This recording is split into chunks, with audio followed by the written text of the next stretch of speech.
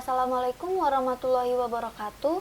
Nama saya Evana Lutfia Dewi dari 11 MIPA 4. Di sini saya akan mempresentasikan peran Ahmad Soebardjo dalam proklamasi kemerdekaan Indonesia. Profil Ahmad Soebardjo. Ahmad Soebardjo dilahirkan di Teluk Jambe, Karawang, Jawa Barat, tanggal 23 Maret 1896. Ayahnya bernama Tengku Muhammad Yusuf, masih keturunan bangsawan Aceh dari Pidie.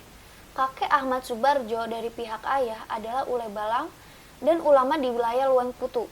Sedangkan Tengku Yusuf adalah pegawai pemerintahan dengan jabatan Mantri Polisi di wilayah Teluk Jambe, Karawang. Ibu Ahmad Soebardjo bernama Wardina.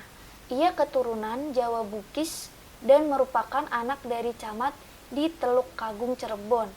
Ayahnya mulanya memberinya nama Tengku Abdul Manaf, sedangkan ibunya memberinya nama Ahmad Soebardjo.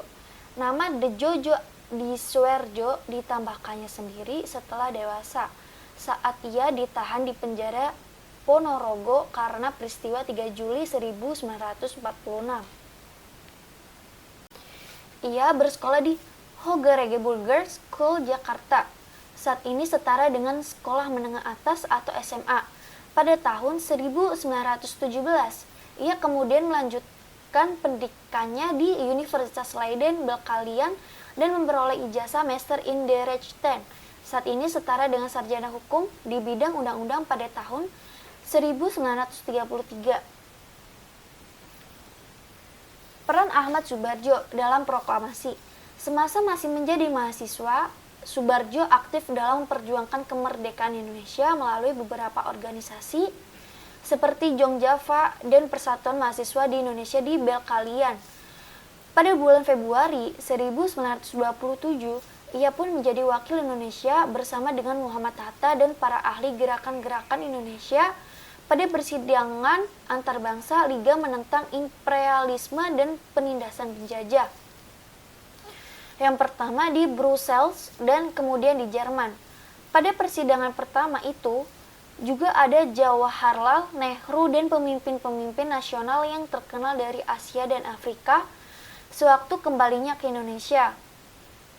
Ia aktif menjadi anggota Badan Penyelidik Usaha Persiapan Kemerdekaan Indonesia BPUPKI dan kemudian Panitia Persiapan Kemerdekaan Indonesia PPKI. Pada tanggal 16 Agustus 1945, para pemuda pejuang termasuk Khairul Saleh, Sukarni, Wikana, Sudan Kosinggih, dan pemuda lain membawa Soekarno dan Muhammad Hatta ke Rengas Dengklok.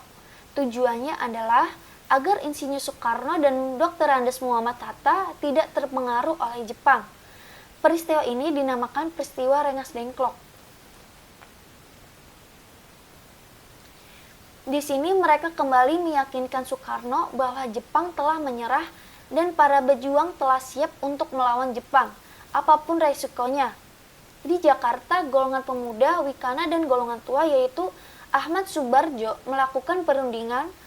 Ahmad Soebardjo menyetujui untuk memproklamasikan kemerdekaan Indonesia di Jakarta. Maka diutuslah Yusuf Kunto untuk mengantar Ahmad Soebardjo ke Rengas Dengklok.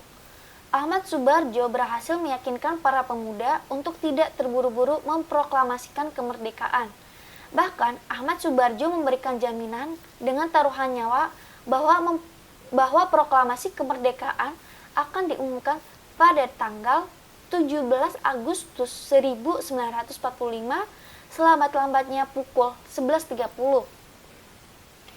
Dengan adanya jaminan itu, Kompi Peta Rengas Dengklok, Ku dan Kosubeno bersedia melepaskan Soekarno dan Hatta kembali ke Jakarta. Konsep naskah proklamasi disusun oleh Bung Karno, Bung Hatta, dan Ahmad Soebardjo di rumah Laksamana Muda Maeda.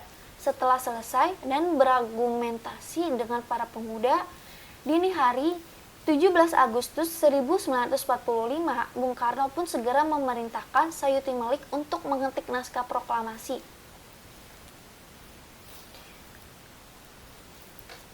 Pada tanggal 18 Agustus 1945, Subarjo dilantik sebagai Menteri Luar Negeri pada Kabinet Presidensial Kabinet Indonesia yang pertama dan kembali menjabat menjadi Menteri Luar Negeri sekali lagi pada tahun 1951 sampai 1952. Selain itu, ia juga menjadi Duta Besar Republik Indonesia di Switzerland antara tahun-tahun 1957 sampai 1961 dalam bidang pendidikan. Subarjo merupakan profesor dalam bidang sejarah berlembagaan dan diplomasi Republik Indonesia di Fakultas Kesusastraan Universitas Indonesia. Ahmad Subarjo Djojo Adi Suardjo meninggal dunia dalam usia 82 tahun pada tanggal 15 Desember 1978 di Rumah Sakit Pertamina Kebayoran akibat flu yang menimbulkan komplikasi. Ia dimakamkan di rumah peristirahatnya di Cipayung, Bogor. Pemerintah mengangkat almarhum sebagai pahlawan nasional pada tahun 2009.